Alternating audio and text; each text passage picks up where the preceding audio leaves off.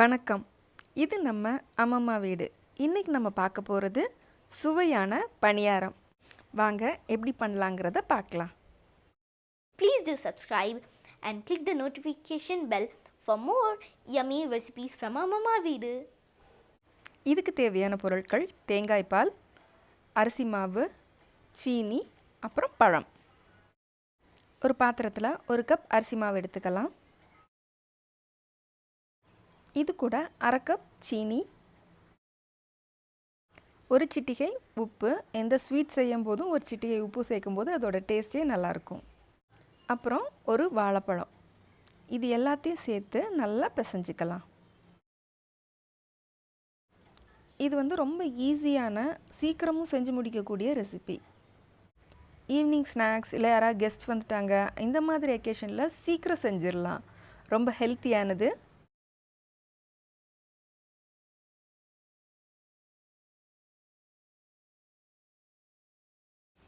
இப்போது நல்லா பிசைஞ்சாச்சு.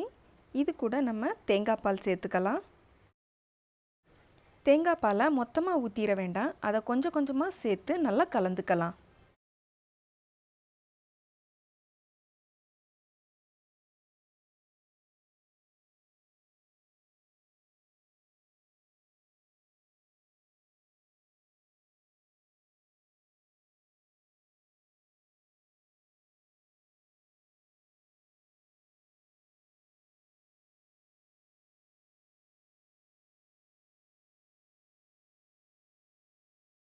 இப்போ மாவை நம்ம கரெக்டான பக்குவத்துக்கு கலந்துட்டோம். இது கூட தேங்காய் துருவல் கொஞ்சம் சேர்த்துக்கலாம்.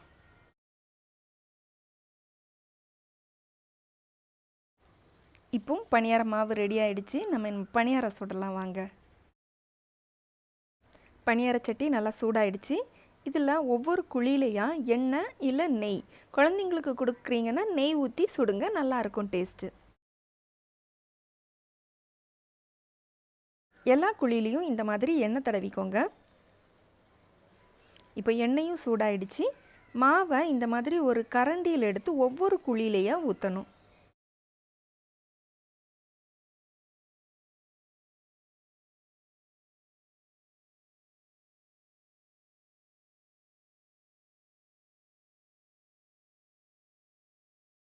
பணியாரம் இப்போ ஒரு சைடு வெந்துடுச்சு. நம்ம இதை மாற்றி போட்டுடலாம்.